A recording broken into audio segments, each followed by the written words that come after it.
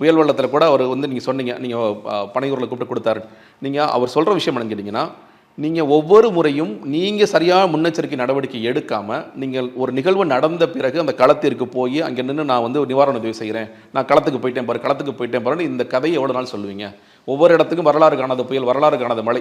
நீங்க ஒரு இடத்துல வரலாறு காணாத மழை வருது, அதுல இருந்து நீங்க என்ன பாடம் படிச்சீங்க? இதெல்லாம் குற்றம் உட்கார்ந்துக்கிட்டு யார் வேணா சொல்லலாம். இப்ப நான் சொல்லலாம், வேற பொதுமக்கள்ல யார் வேணா சொல்லலாம். இவர் நாளைக்கு சிஎம் சீட்டுக்கு சொல்றாரு, முதலமைச்சரா வருவேங்கிறாரு, தேர்தலில் போட்டியிடுவேங்கிறாரு.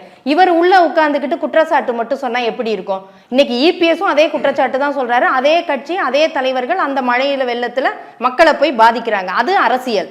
இங்க இருக்கக்கூடிய எல்லா அரசியல் தலைவர்களும் அதை தான் செய்யறாங்க. நான் குற்றம் மட்டும்தான் சொல்லுவேன், நான் தூரத்துல இருந்து தான் செய்வேன் அப்படின்னா இது எப்படி உங்களுக்கு அரசியல் ஆகும்? ரெண்டு நிகழ்வு. ஒன்று, எங்களுடைய தோழர்கள் எல்லா இடங்களிலும் இறங்கி அவங்களால முடிந்த உதவிகளை செய்து கொண்டு தான் இருக்கிறார்கள். இது வந்து தமிழக வெற்றி கழகம் இல்ல, மக்கள் இயக்கமாக இருந்த காலத்திலிருந்தே அவங்களோட உதவி. இப்ப தலைவனை எதிர்பார்க்கிறாங்க, தளபதி எதிர்பார்க்கிறாங்க. கேட்டீங்களா நீங்க என்ன பண்றீங்கன்னு கேட்டீங்களா? ஏன்னா எல்லா இடத்துக்கும் அவரே வந்து போக முடியாது. அவர்கள் தோழர்கள் தொடர்ச்சியாக செய்து கொண்டிருக்கிறார்கள். அது வந்து சென்னையாக இருக்கலாம், இன்னும் சொல்ல போனால் போன வாரம் வந்து பாம்பன்ல பெருமழை பெய்தது, 50 சென்டிமீட்டர் மழை பெய்ஞ்சது, அந்த இடத்துக்கும் போனாங்க. எல்லா இடத்துக்கும் தோழர்கள் போயிட்டு தான் இருக்கிறாங்க, செய்யறாங்க. அவர் வந்து பனையூர்ல அவர் அழைத்து நிவாரண உதவிகளை சரியாக கொண்டு போய் சேர்க்க வேண்டும் சொல்லிட்டார்.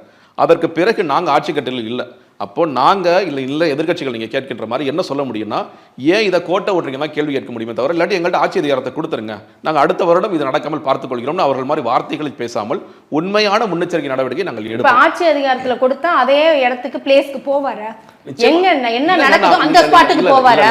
மறுபடியும் நான் சொல்றேன் கேளுங்க.